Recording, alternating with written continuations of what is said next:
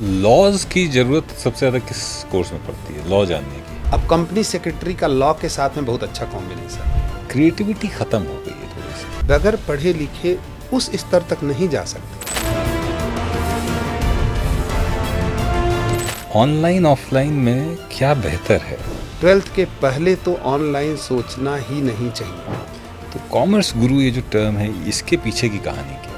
और फिर मीडिया ही सबसे ज़्यादा मुझे कॉमर्स गुरु शब्दों से बताया, लोगों के सामने रखा कि ये कॉमर्स गुरु संतोष राय हैं। ये मैं कहानी जानना चाह रहा था। गिनेस, लिम्का, इंडिया, एशिया, इतनी जगहों पर आपका नाम दर्ज है। 22 क्वालिफिकेशन है विजय जी और 7 पीजी है। तो आप इस तरह वाकई गुरु हैं, कॉमर्स गुरु नहीं, आप हर लिहाज से गुरु हैं।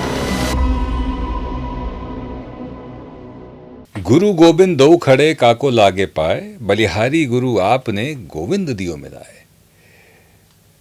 गुरु की महत्ता हमारे ग्रंथों में, हमारी किंवदंतियों में, हमारी किस्से कहानियों में ईश्वर से भी ऊपर रखी गई है, क्योंकि गुरु ही हैं जो मार्ग प्रशस्त करते हैं, आपको सही दिशा दिखाते हैं। और आज मेरे साथ द कॉमर्स गुरु डॉक्टर संतोष राय जी हैं। नमस्कार सर।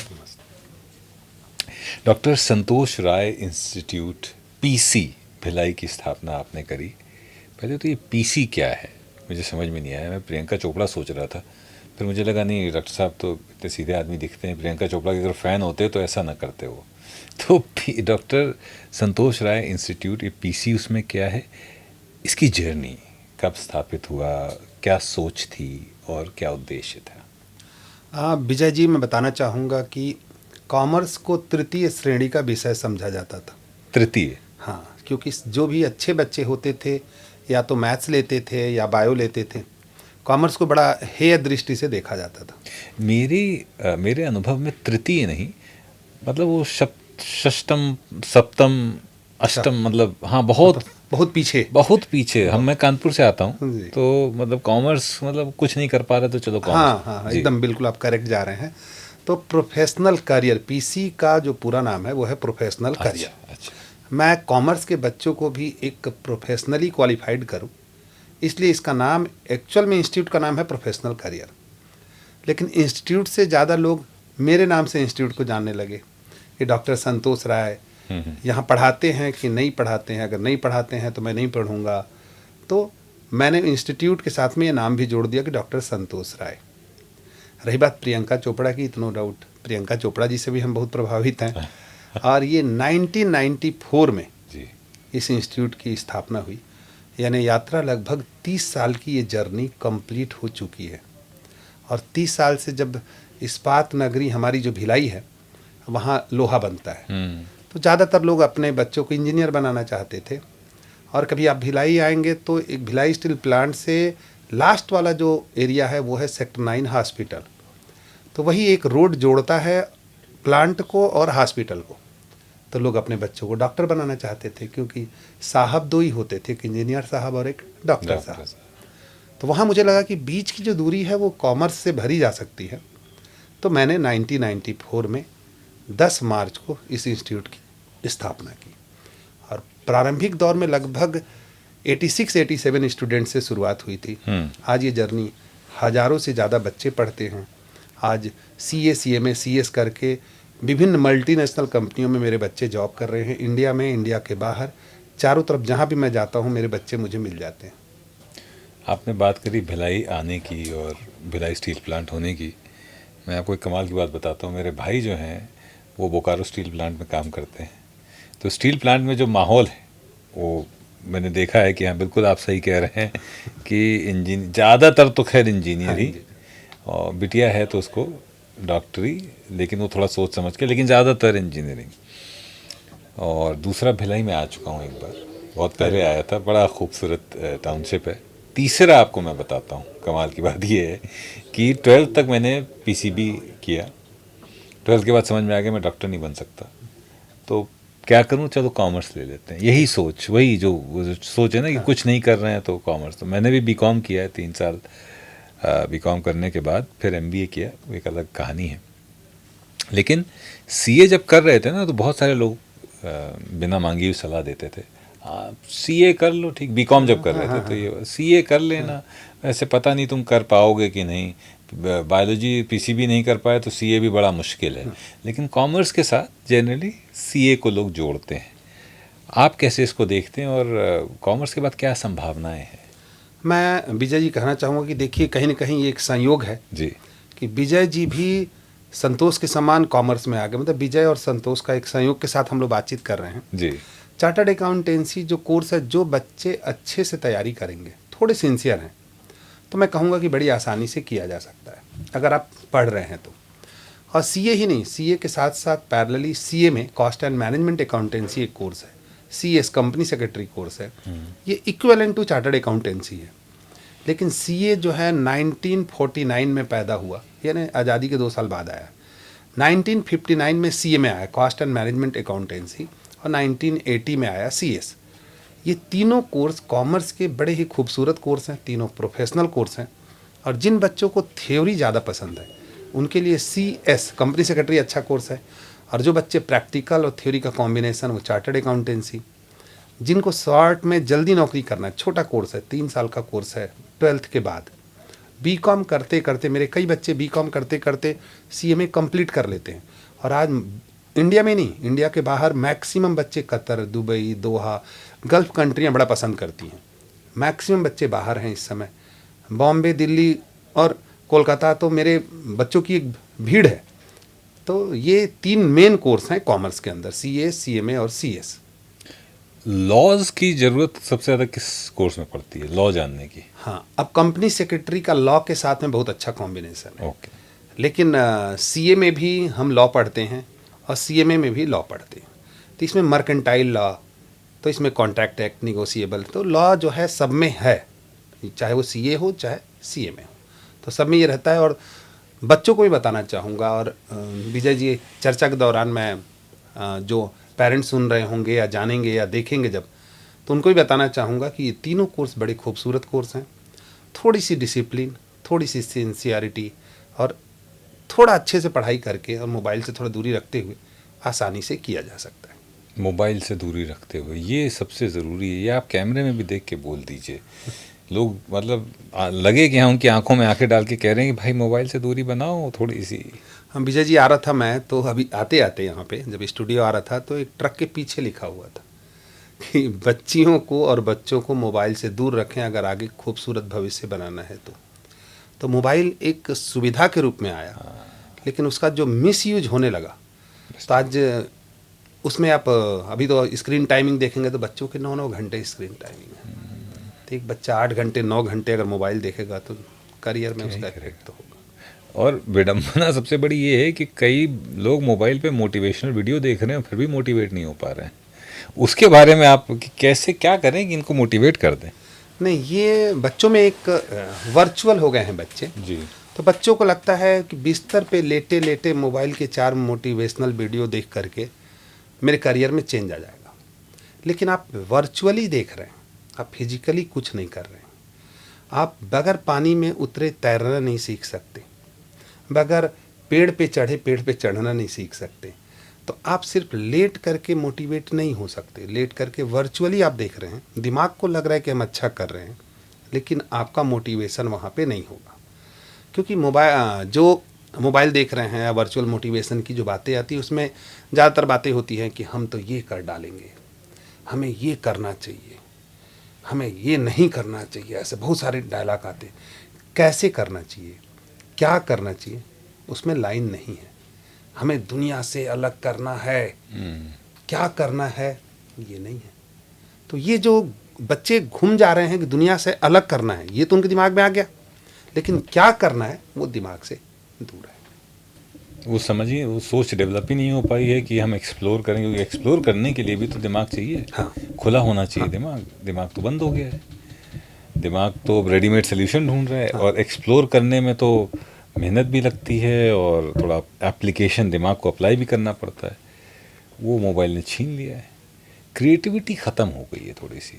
हाँ, इसको अगर कॉम्बिनेशन से जोड़ेंगे विजय जी तो मैं कहना चाहूँगा कि लोग मोबाइल देख करके कि बगैर पढ़ा लिखा व्यक्ति भी सब कुछ कर सकता है, निश्चित तौर से, लेकिन स्टडी की ज़रूरत तो होगी ना। अगर एक अच्छा कैमरामैन बनना है, एक अच्छा डांसर बनना है या अच्छा फोटोग्राफर बनना है, तो आप ठीक है बगैर पढ़े लिखे उस स्तर तक नहीं जा सकते जिस स्तर तक आप जाएंगे, क्योंकि बड़ी छोटी छोटी बारीकियां हैं। बहुत से बच्चे बोलते हैं my career is dance, my hobby is dance, लेकिन डांस का लेवल कहाँ है उसको तो देखना पड़ेगा। आज ज़मीन में तो बच्चे डांस कर ही नहीं रहे हैं, तो क्या आप उस स्तर तक के डांस कर रहे हैं या किसी जगह 4 लोग ताली बजा दिए घर के लोग कि यार तुम खुश हो गए। हाँ खुश हो गए आप। ये एक समस्या पैदा हो गई लोगों को, लोग शॉर्टकट ढूंढने लगे और ये भूल गए हैं कि जितने भी आर्ट फॉर्म हैं ये बड़ा डिसिप्लिन और रियाज मांगते हैं।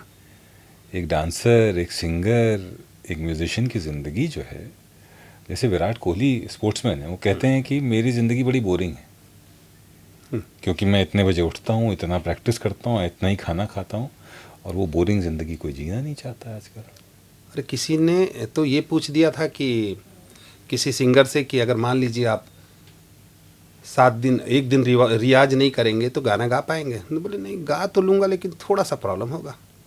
बोले अगर 2 दिन आप रियाज नहीं करेंगे तो? बोले गाते गाते अटक सकता हूँ मैं। हाँ, बोले 3 दिन रियाज नहीं करेंगे तो? बोले गा ही नहीं सकता। बताइए। तो यहाँ पर इस पार्ट को हम नहीं देख पा रहे हैं। लोगों की सफलता को तो हम देख रहे हैं, सफलता के पीछे जो हार्ड वर्क है, सफलता के पीछे जो कमिटमेंट है, सफलता के पीछे जो मेहनत है, वो नहीं देख पा रहे। वो दिखाने की जिम्मेदारी पेरेंट्स की भी है कि बच्चों को वो पार्ट दिखाएं जो आज एक ऑनलाइन ऑफलाइन का कॉम्बिनेशन चल रहा है। ये मैं पूछना चाह ही रहा था, अच्छा वो आपने बात कर दी। ऑनलाइन ऑफलाइन में क्या बेहतर है? आप ऑनलाइन भी बड़े प्रसिद्ध हैं, आपकी बातें ऑनलाइन बड़े शेयर की जाती हैं, तो आपको क्या लगता है कि ऑनलाइन सिर्फ पुश करने का ज़रिया होना चाहिए, ठीक है आपको समझ आ गई, आप पहचान गए कहाँ जाना है, अब वहाँ जाइए, या आपको लगता है कि नहीं ऑनलाइन भी उतना ही अच्छा सीख दी जा सकती है? हाँ, मेरा अपना सोचना है विजय जी की जो ऑनलाइन है, ऑनलाइन हायर एजुकेशन और शॉर्ट टर्म कोर्स के लिए तो अच्छा है। हायर एजुकेशन अच्छा, वर्ड जो मैं यूज कर रहा हूँ।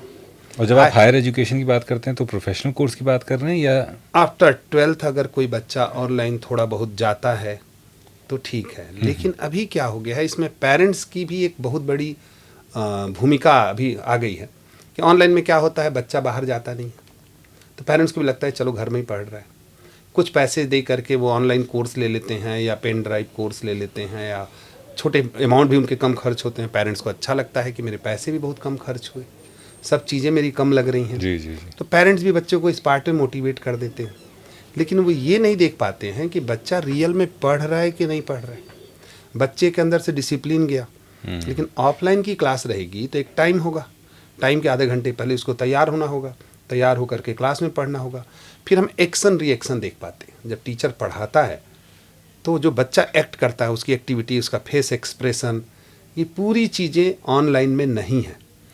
तो मुझसे अगर कहेंगे तो मैं कहूँगा कि 12th के पहले तो ऑनलाइन सोचना ही नहीं चाहिए, और 12th के बाद भी नेक्स्ट 3 ईयर तक जो ग्रेजुएशन तक के कोर्स होते हैं, या CA मैं कॉमर्स बैकग्राउंड का हूँ, CA CS की बात कर रहा हूँ, तो यहाँ तक के भी जो कोर्स होते हैं हमें कोशिश करना चाहिए कि हम ऑफलाइन अटेंड करें। उसके ऊपर अगर आपको कुछ रिसर्च करना है, नो डाउट ऑनलाइन का सहारा लीजिए। कुछ एक्सपर्टाइज करना चाहते हैं, बिल्कुल 6 दिन 7 दिन के अगर कोई कोर्स है आप ऑनलाइन करिए, क्योंकि आप जब तक किसी के एक्सप्रेशन को नहीं देखेंगे, बॉडी लैंग्वेज को नहीं देखेंगे, उसके जो चेहरे पे बनने वाले भाव को नहीं देखेंगे, टीचर अगर ये सब चीज़ों को नहीं देखेगा तो बच्चे के अंदर चेंज कैसे कर सकता है। कई लोग ऐसे बच्चे होते हैं, कई जो थोड़ी देर में अपने आँखों या अपने हेड के रिएक्शन से टीचर पकड़ता है कि भाई इसको समझ में आ रहा है कि नहीं समझ में आ रहा है। और हम लोगों ने देखा है, हम लोग भी बचपन में पढ़े हैं तो ये सब चीज़ों को देखें। तो यहाँ पे ऑनलाइन थोड़ा पिछड़ा हुआ है। ऑनलाइन मुझे लगता है आप बिल्कुल सही कह रहे हैं कि एक सप्लीमेंट्री हो सकता है, yes, which complements the primary education. उसके सपोर्ट में, उसके साथ आप चीज़ें करते रहे, बट मेन जो है वो चीज़ें जो पढ़ रहे हैं आप वो ऑफलाइन। मैं तो कई बार ये कहता हूँ कि दाल का तड़का जो है वो ऑनलाइन है, पूरी दाल जो है वो ऑफलाइन है। यहाँ पे अगर हम सोचें, पूरा चावल जो है वो ऑफलाइन है, लेकिन उसमें जीरा फ्राई कर दिए तो थोड़ा वो ऑनलाइन हो गया। लेकिन आप पूरा ऑनलाइन के थ्रू अगर प्राइमरी बेस पे जाएंगे तो निश्चित तौर से कहीं ना कहीं आपका स्किल जो होगा वो अफेक्टेड होगा। और पेरेंट्स को भी इसमें मैं बार बार पेरेंट्स को इसलिए जोर दे रहा हूँ कि जो बच्चा थोड़ा छोटा होता है तो आप जो करते हैं वही पेरेंट्स को देख करके बच्चा सीखता है। उस पर्टिकुलर पीरियड में अगर पिताजी माताजी या घर का माहौल ऐसा है जो पूरे टाइम मोबाइल में है तो बच्चा भी मोबाइल में रहेगा। आप अपनी थोड़ी सी सहूलियत के लिए, कुछ कम पैसे खर्च करने के लिए या बच्चा घर से बाहर ना निकले इसके लिए अगर आप ऑनलाइन के लिए आप ही इंसिस्ट कर देंगे तो बच्चा तो चाह ही रहा, बच्चा तो बच्चा है जी, कच्चा घड़ा है वो। बिल्कुल। पढ़ाई पे हम लोग का बहुत जोर रहता है, स्किल में हम पीछे रह जाते हैं और कई बार इनफैक्ट स्किल ट्रेनिंग को हम कमतर भी आंकते हैं। आपकी क्या राय है, स्किल्स ट्रेनिंग कितनी ज़रूरी है पढ़ाई के साथ साथ? नहीं, हमारे तो आदरणीय प्रधानमंत्री श्री नरेंद्र मोदी जी भी स्किल पे बहुत ज़्यादा जोर देते हैं। बिल्कुल बिल्कुल। और मैं भी पक्षधर हूँ कि स्किल का हमें ध्यान रखना चाहिए। लेकिन सिर्फ अगर आप स्किल के पार्ट को लेंगे तो मैं पहले भी ये बात कह रहा था कि एक बच्चा, बगैर पढ़ा बच्चा या नहीं पढ़ने वाला बच्चा फोटोग्राफर तो बन जाएगा, लेकिन उस लेवल का फोटोग्राफर, कितनी बारीकियां हैं फोटोग्राफी में, कितने पॉइंट देखे जाते हैं, क्या देखे जाते हैं, तो साथ में स्टडी जरूरी है। तो एक स्टडी करके जो फोटोग्राफर बनेगा वो एक्सपर्टाइज होगा। जो कलाकार बनते हैं, जैसे कुछ लोगों से मेरी चर्चा होती है, फिल्म एक्टर अवतार गिल जी मेरे बहुत अच्छे दोस्त हैं, या शहबाज खान जी से मेरी जब बातचीत होती है तो उनका कहना है कि जो नाटक होता है, जो स्टेज होता है या स्टेज पे जो ड्रामा करते हैं वो प्राइमरी सीख है फिल्म में अच्छी एक्टिंग के। थिएटर बहुत इम्पॉर्टेंट है, ये फिल्म इंडस्ट्री के लोग कहते हैं। आप डायरेक्ट जंप करते हैं तो उतना ही तेज़ी से आप ख़त्म भी होते हैं। तो ऐसे ही अगर कोई बच्चा शॉर्ट में, मान लीजिए, हो सकता है 2 अच्छे फोटोग्राफ्स खींच ले, या हो सकता है किसी छोटी मोटी डांस कंपटीशन में पार्टिसिपेट करके वो हो सकता है प्राइज़ जीत ले, सिंगिंग में हो सकता है प्राइज़ जीत ले, या पढ़ाई में भी हो सकता है कि 1-2 चीज़ों में सक्सेस हो जाए। लेकिन लॉन्ग टर्म के लिए ज़रूरी है कि स्टडी के साथ साथ स्किल दोनों का एक कॉम्बिनेशन हो तो बहुत खूबसूरत होगा। मुझे एक बड़ी इंटरेस्टिंग चीज़ ये पता चली कि भाई डॉक्टर संतोष राय जो हैं वो हैं कॉमर्स गुरु। तो कॉमर्स गुरु ये जो टर्म है, इसके पीछे की कहानी क्या है? मेरे दिमाग में जैसे मैं हरदम एक बात आती है कि कभी भी किसी को पहले उस नाम से पुकारा जाता है जी। जैसे हमें बोल जाता है कि संतोष जी तो मैं ही आऊँगा, या विजय जी तो आप ही आएंगे। तो यहाँ पर कुछ लोगों ने, जब मैं भिलाई में कॉमर्स को लेकर के आया तो बड़ी निगेटिव और क्रिटिसिज्म की बहुत सारी बातें होती थी कि आप इसको कैसे क्या करेंगे। उसी में कुछ बच्चे ने स्टार्ट कर दिया कि कॉमर्स गुरु, या उसी में बच्चों ने बोल दिया कॉमर्स के किंग, ऐसी बहुत सारी बातें होने लगी।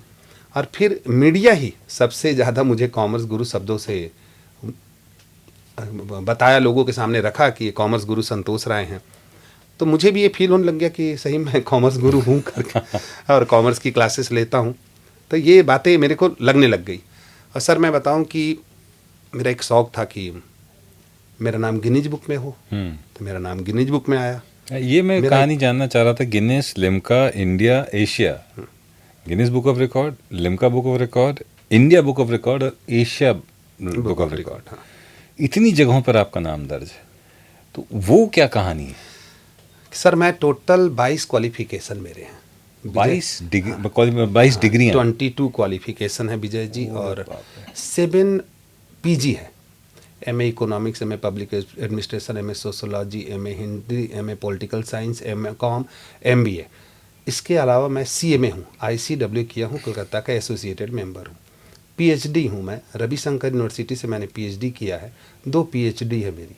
2? हाँ, 2 पीएचडी मेरी कंप्लीट। और इसके अलावा मुझे मलेशिया से भी पीएचडी की डिग्री दी गई थी, तो ऐसे कहूँ तो 3 पीएचडी है। तो आप इस तरह वाकई गुरु हैं, कॉमर्स गुरु नहीं, आप हर लिहाज से गुरु हैं। नहीं, ये विजय जी, यही बातें बच्चों को आपकी बॉडी लैंग्वेज से या आप लोगों से सीखना चाहिए। आप जिस खूबसूरती से बातों को रखना है, इस खूबसूरती को मैं दर्शकों को भी चाहूँगा कि यहाँ विजय विक्रम सिंह जी बैठे हैं और जिस तरीके से वो मेरी से पूछ रहे हैं बातों को, तो आपका जो मैं एक्सप्रेशन देख रहा हूँ उससे मेरे को भी सीखने को मिल रहा है। तो यहाँ ये खूबसूरती है।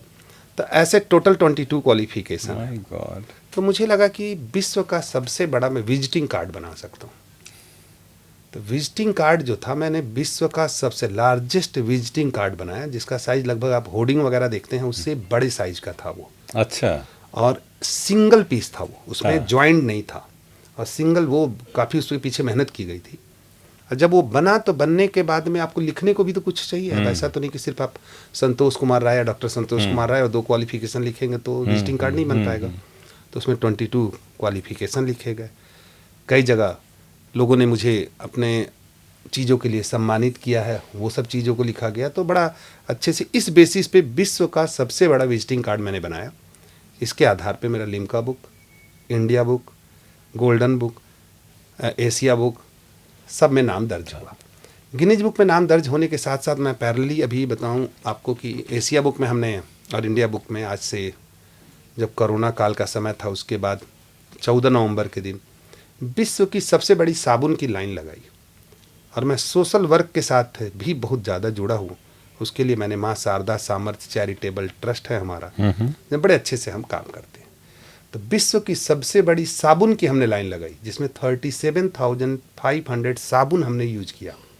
वो लगभग 2.5 किलोमीटर की लाइन थी और स्वच्छता अभियान चल रहा था। पूरे 37,500 साबुन को हमने बस्तियों में बांट दिया। तो बड़ा वो खूबसूरत क्षण था। तो कुछ हरदम नया करने की चाह रहती है मेरे अंदर। भले नाम संतोष है, लेकिन आगे चलते रहता है कुछ ना कुछ। क्योंकि बहुत ज़रूरी है सेटिस्फैक्शन, आदमी सेटिस्फाइड रहे, कंटेंट न रहे, दोनों में फ़र्क है। और वो आप उसकी बड़ी अच्छी मिसाल है। एक आखिरी संदेश बच्चों को क्या देना चाहेंगे? जब भी बात होती है मैं बच्चों को बार बार हर मन से एक ही बात कहता हूँ कि दिल में एक बात रखो कि जिंदा है तो जिंदगी की जीत पर यकीन कर।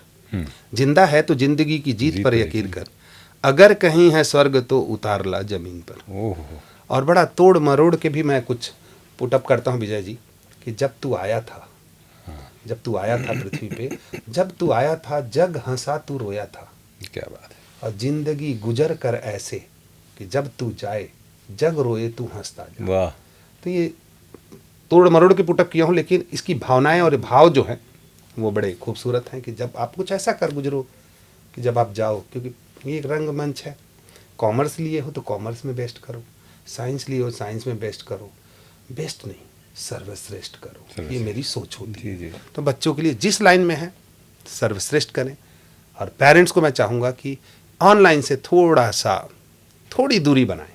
वही मैं मोबाइल के को लेकर भी अगर आप कुछ बच्चों को कहें और उनको प्रेरित कर पाएँ कि मोबाइल अच्छी बात है। मैं देखता हूँ कि 18-18 साल के बच्चे चलते हुए भी मोबाइल, 15-15 साल के बच्चे मोबाइल में ऐसे सड़क पे चल रहे हैं।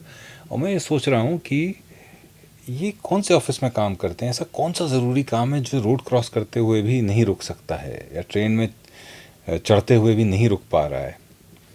वो कुछ नहीं, वो लत है। उसके लिए अगर आप कुछ संदेश दे दें और ये अपील कर दें कि भाई there is a limit to it, छोड़ दो उसको। मैं यही कहूँगा आपके माध्यम से भी और न्यूज़ 18 चैनल के माध्यम से भी और इस इंटरव्यू के माध्यम से भी कि जो बच्चे मोबाइल बहुत यूज करते हैं, मैं यूज करने का विरोधी नहीं हूँ, अत्यधिक यूज करने का विरोधी हूँ। अगर आपको लगता है कि रील देखना है देखो, लेकिन फिक्स टाइम हो कि सवेरे 15 मिनट आधा घंटा देख लिए, शाम को 15 मिनट आधा घंटा देख लिए, 1-आध घंटे स्टडी की कोई चीज़ अगर आपको लगती है तो बिल्कुल आप उस पार्ट को देख लो। लेकिन जिस भी बच्चे का 7 आवर पर डे मोबाइल अगर यूज कर रहा है तो 5 साल में वो बच्चा थोड़ा पगला टाइप का हो जाएगा। या 5 our per day mobile use कर रहा है तो 7 साल में वो बच्चा थोड़ा सा अलग ट्रेंड में चल देगा, अगर फालतू की चीज़ देख रहा है तो आप देखो, आप पृथ्वी की सबसे खूबसूरत उत्पत्ति हो, खूबसूरत परिवार के हो, तो मैं सभी बच्चों से यही अपील करूँगा कि मोबाइल यूज करें, लिमिटेड टाइम यूज करें, कम समय में यूज करें। आप आए, आपने अपना समय दिया, इसके लिए बहुत बहुत धन्यवाद। और आपकी जो आखिरी बात है उसको मैं समअप कर देता हूँ और उसी से अपना क्लोज करूँगा कि धूप में निकलो, घटाओं में नहा कर देखो, ज़िंदगी क्या है मोबाइल हटा कर देखो। क्या बात है। थैंक यू डॉक्टर साहब, थैंक यू सो मच।